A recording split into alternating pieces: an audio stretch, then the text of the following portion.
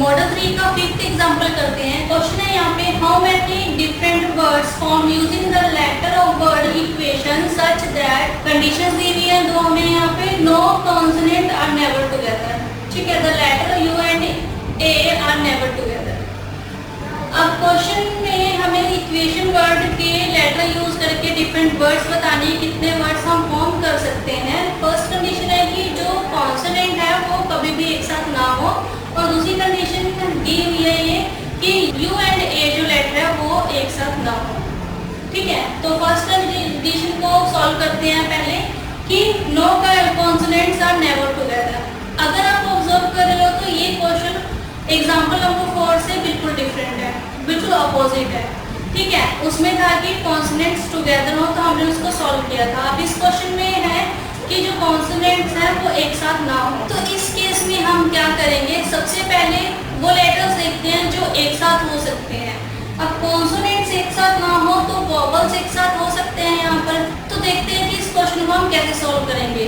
अब वोवेल्स एक साथ हो सकते हैं, कॉन्सोनेंट भी एक साथ हो सकते हैं। तो पॉसिबल केस यहाँ पर क्या बनता है कि एक वोवेल हो, एक कॉन्सोनेंट हो, फिर एक वोवेल हो, फिर एक कॉन्सोनेंट हो, ऐसे ही एंड सो ऑन।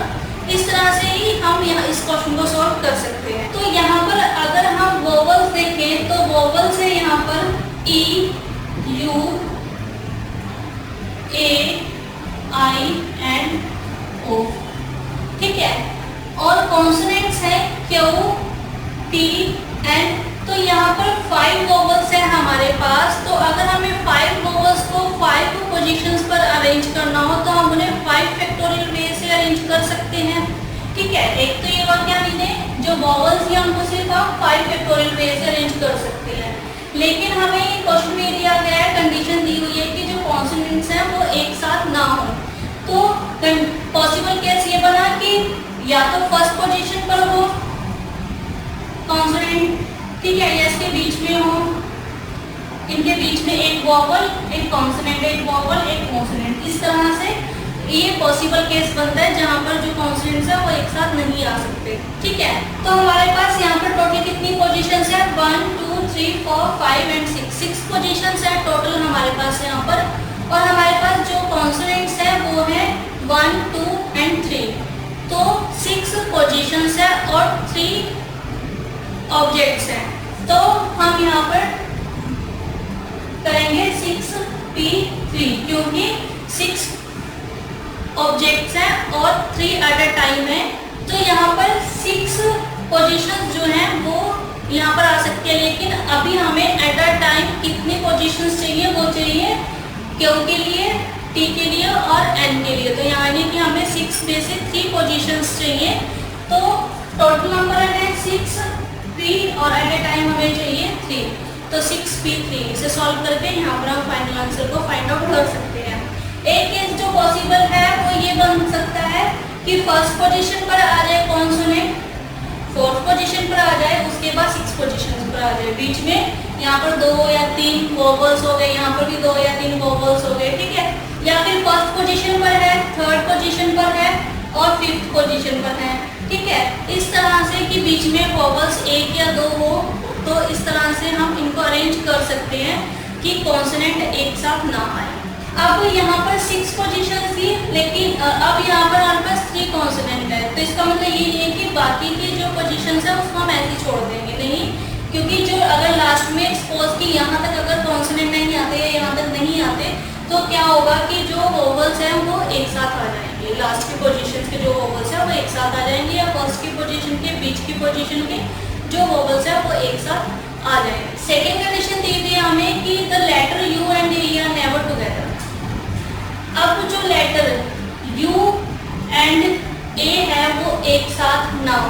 अब हमें पता है कि जो लेटर कितने बचे पीछे, E, Q, T,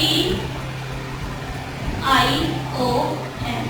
ठीक है, टोटल 6 लेटर हैं हमारे पास। 6 लेटर्स अगर हम इन्हें अरेंज करें तो हम इन्हें अरेंज कर सकते हैं 6 फैक्टोरियल वेज में। ठीक है, अब क्वेश्चन है कि U एंड A टुगेदर एक साथ ना हो, तो इनकी पॉसिबल जो पोजीशंस है वो क्या बन सकती है। पॉसिबल पोजीशन ये बन सकती है कि या तो ये एक जो U है सपोज वो फर्स्ट पे आ जाए और जो A है वो लास्ट पे आ जाए, या फिर A फर्स्ट पे आ जाए और जो U है वो लास्ट में आ जाए, या फिर A यहाँ पर इनके बीच में भी आ सकता है। तो एक तो पॉसिबल ये इनके बीच में बन सकता है ये, ठीक है।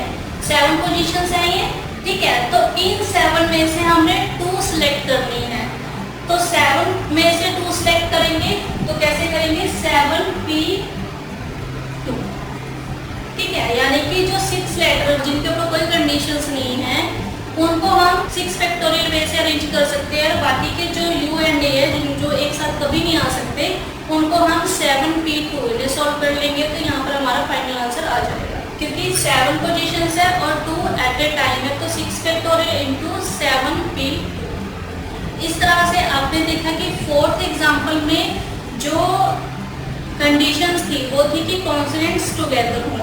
तो जितने भी कॉन्सोनेंट्स है या जो भी टुगेदर टर्म्स थी हमारे पास, टुगेदर ऑब्जेक्ट्स है हमारे पास, हमने उसको एक ऑब्जेक्ट मान लिया और उनको रिमेनिंग के साथ ज्वाइन करके फाइनल आंसर को फाइंड आउट किया। और जो 5th एग्जाम्पल है इसमें हमारे पास था कि जो लेटर्स हैं वो कभी भी एक साथ ना हो, तो हमने क्या किया, उनके लिए पॉसिबल पोजीशन देखे हैं या पॉसिबल जो केस बनता था उनके हिसाब से हमने इसे पॉसिबल पोजीशन देखी और फाइनल आंसर को फाइंड आउट कर दिया।